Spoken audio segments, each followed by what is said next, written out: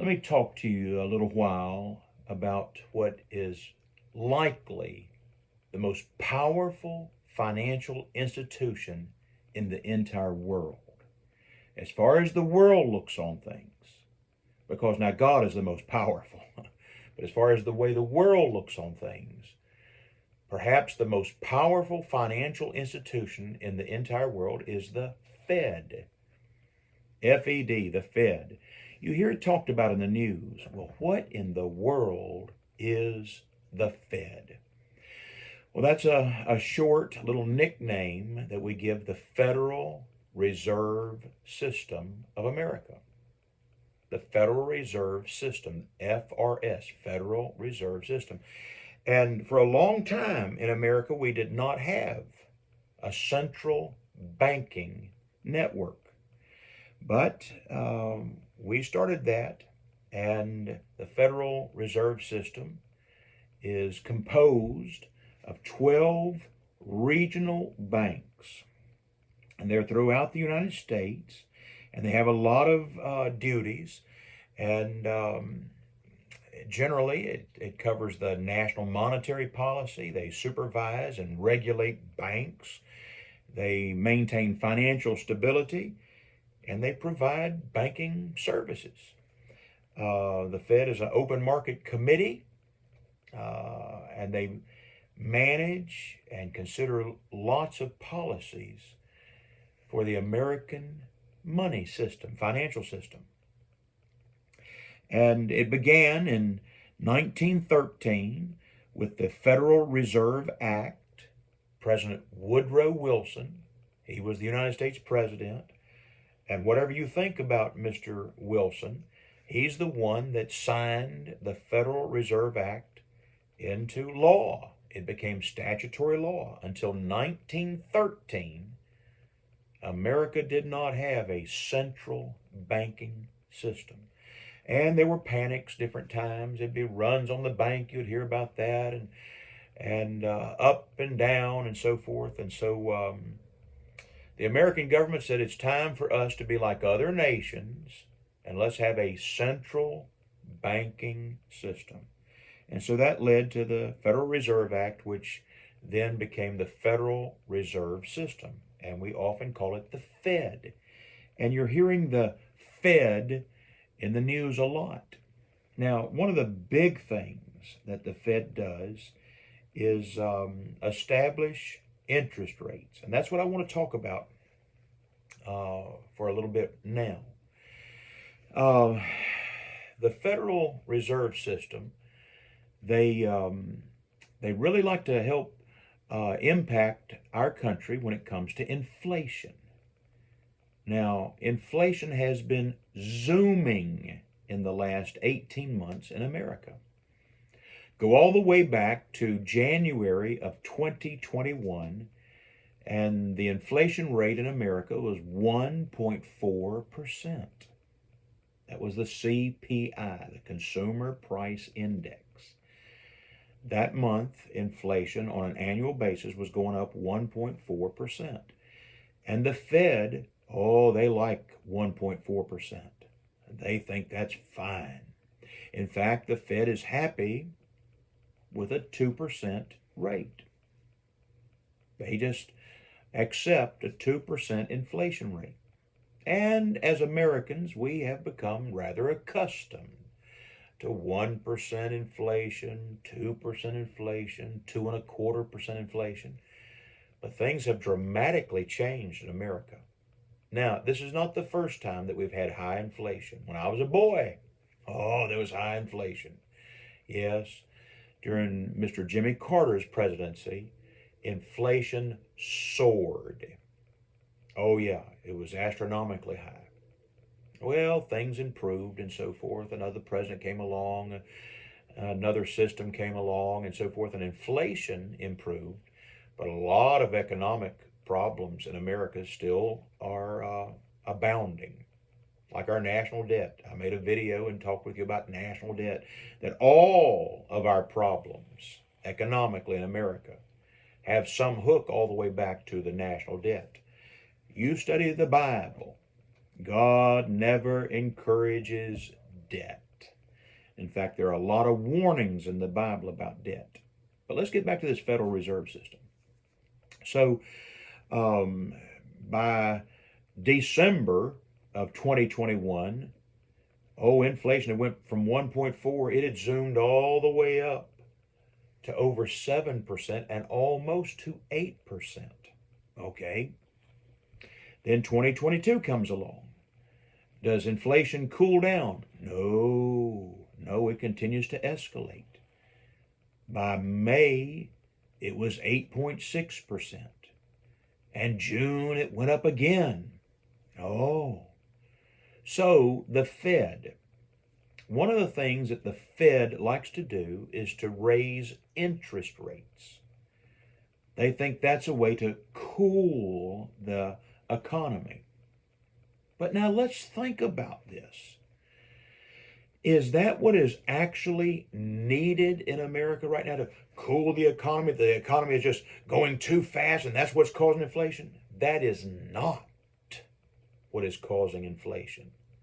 The economy is not on fire. It's not zooming. That's not why inflation is so high. Would you like to know why inflation is high? It's because of the disastrous economic policies being imposed and the disastrous leadership that we have right now, and actually the judgment of God upon America. We have turned our back upon God. We've left the Bible and the sound Bible principles about finances. And when you, on day one, Mr. Biden, I love you, sir, but on day one of the first executive orders about the pipeline, that was not good for the economy. And then making it hard for us to be energy independent and actually getting us away from being energy independent. Not good. Gas prices are at an all-time high. Now, let me ask you something. Are gas prices at an all-time high because the economy in America is booming? No. No.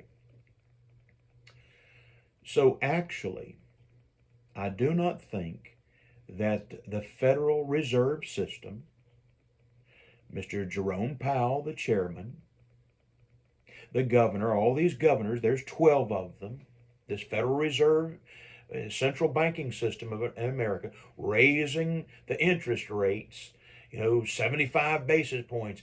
We think we'll raise it again, another 75 basis points. That'll cool the economy. Yeah, it will cool the economy. It'll hurt the economy, is my opinion. It's not going to help. Think about businesses. Is it going to help businesses for the interest rates to go up? Look and think what businesses, they're being hit from every direction. They're having a hard time getting workers to show up and do an honest day's work. The work ethic in America has dwindled, and that's not good. Study this book. The Bible teaches that if a man won't work, he shouldn't eat. Amen. Any able-bodied man who refuses to work is a bum.